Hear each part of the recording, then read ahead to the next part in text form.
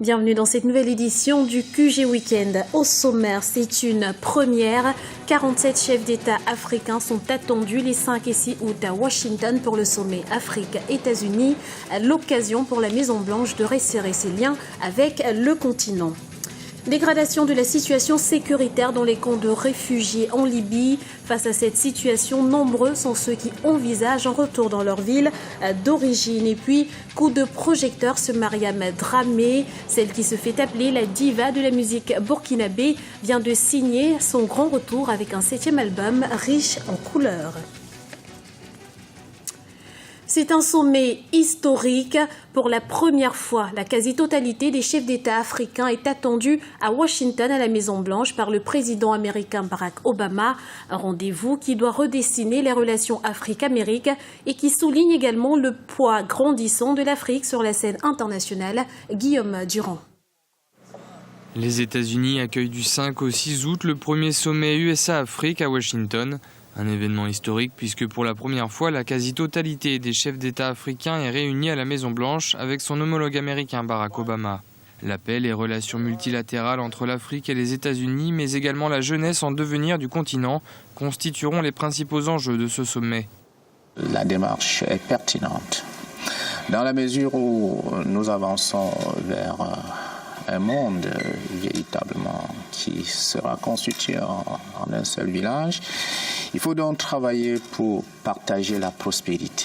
Les différents dialogues qui seront organisés ici avec les chefs d'État africains constituent à nos yeux les moments les plus forts pour partager, identifier les chemins vers lesquels ensemble nous pouvons construire la croissance. Le président américain Barack Obama a été pointé du doigt pour avoir négligé le continent africain au cours de son premier mandat. Avec cet événement, il ouvre un nouveau chapitre dans les relations États-Unis-Afrique. C'est un événement sans précédent ici à Washington en termes de relations entre les États-Unis et l'Afrique. Les objectifs de cette rencontre sont multiples. Une journée sera consacrée à la paix, une autre au partenariat, la troisième à l'engagement de la jeunesse africaine pour bâtir l'Afrique de demain. C'est quelque chose que Washington n'avait jamais entrepris auparavant.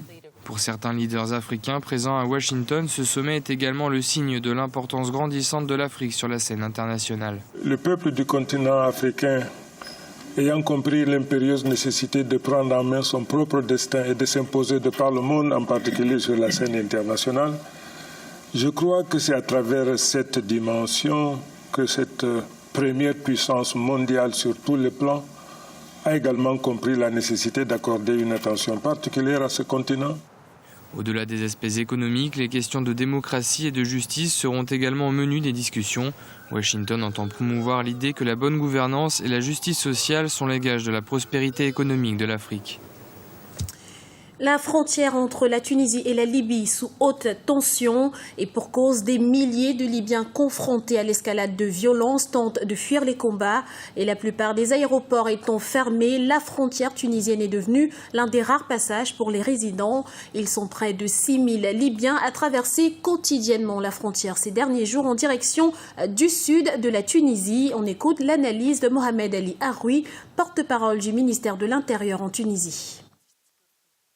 Hier, on a fermé parce qu'il y a des affrontations, il y a des réfugiés dans plusieurs nationalités et qui ont fallait entrer avec force pour le poste de frontière de Rassidir. Il y a plus que 6000 qu'il fallait entrer, il fallait leur pays mettre des avions pour qu'ils soient transmis vers leur pays. Les Libyens, il n'y a pas de problème. Tous les Libyens peuvent entrer. Il faut organiser l'entrée de ces réfugiés. Il y a des forces de la police, de l'armée et de la garde nationale. Non, le poste frontière, il est fermé à Rassidir et je pense qu'on va l'ouvrir dans les heures qui viennent.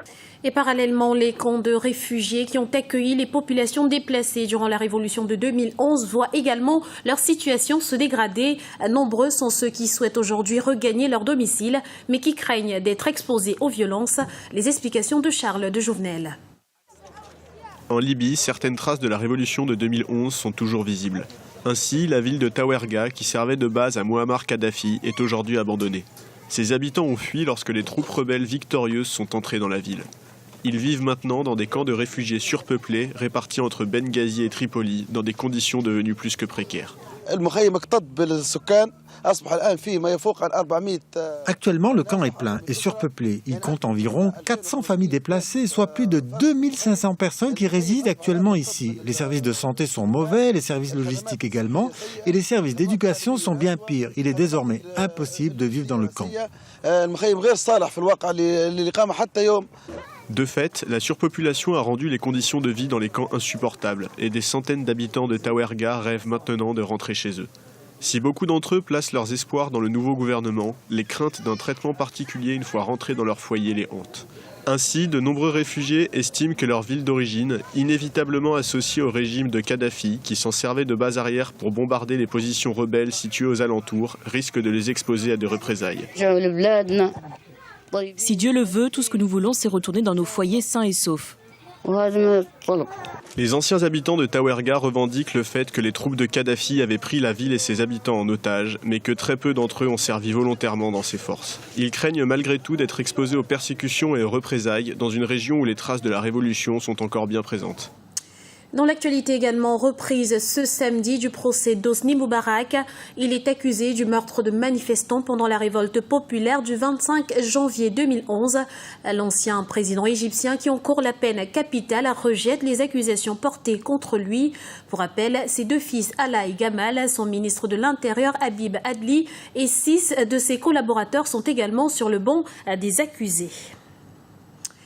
Djanta ou fais gaffe, tel est le titre du nouvel album de Amity Meria alias Mariam Dramé, un 7e opus qui embrasse des thématiques telles que le respect et la solidarité. En 23 ans de carrière, celle qui est appelée la diva de la musique burkinabé sensibilise à travers ses chansons. Son portrait dans ce reportage, notre correspondant Wendiam Valentin à Compaoré. La musique burkinabé est en pleine effervescence. En effet, chaque année au Burkina Faso, il y a plus d'une cinquantaine de sorties discographiques. Mais cette abondante production est souvent plombée par un secteur mal structuré. Ainsi, sur le millier d'artistes que compte le pays, seulement 20% disposent d'un staff managérial professionnel. Même si certains artistes ont des accompagnements ponctuels, ce ratio ne semble pas favoriser l'installation d'une véritable industrie musicale burkinabé. Aujourd'hui, un artiste est une entreprise. Et comme toute entreprise qui vise l'efficiente et le côté efficace, il faut donc un chef d'entreprise à la personne des managers. Personne morale ou physique qui doit avoir une formation pluridisciplinaire, notamment en droit, en communication, en marketing, parce qu'on parle de droit d'auteur, en marketing parce qu'il va falloir positionner un produit, en communication parce qu'il faille défendre aussi un produit. Le Burkina Faso compte plus de 4000 artistes avec seulement 25 managers professionnels. Certains artistes se retrouvent donc seuls de l'enregistrement à la commercialisation de leur ouvrage. Et pourtant, cet accompagnement est nécessaire pour la promotion d'une œuvre musicale. Au début, ce n'était pas facile du tout. Déjà, il fallait faire ses preuves. Beaucoup attendent de voir avant de croire. Ce n'est pas évident que des gens se jettent à l'eau avec vous. Mais depuis un certain temps, je crois que c'est avec bonheur que certaines personnes, en tout cas, m'accompagnent dans ce périple. Je pense que le talent seul ne fait pas l'artiste ou le musicien aujourd'hui. Outre ces difficultés d'organisation qui handicapent le décollage de la musique burkinabé, la piraterie, l'influence des musiques extérieures sont, selon certains observateurs, des menaces pour cette musique qui peine à s'imposer sur le plan international.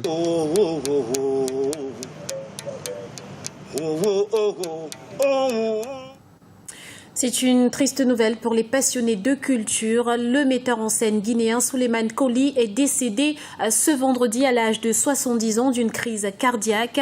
Réalisateur, chorégraphe, musicien et scénariste, il fut entre autres le fondateur de l'ensemble Le Kotéba d'Abidjan et du groupe Les Trois Go, l'une des compagnies théâtrales les plus connues du continent. Il a également participé à la formation de nombreux artistes ouest-africains. Ce journal a été réalisé par l'ensemble de la rédaction. Nous vous remercions pour votre fidélité. Retrouvez dans un instant une nouvelle édition du QG Weekend sur Africa 24.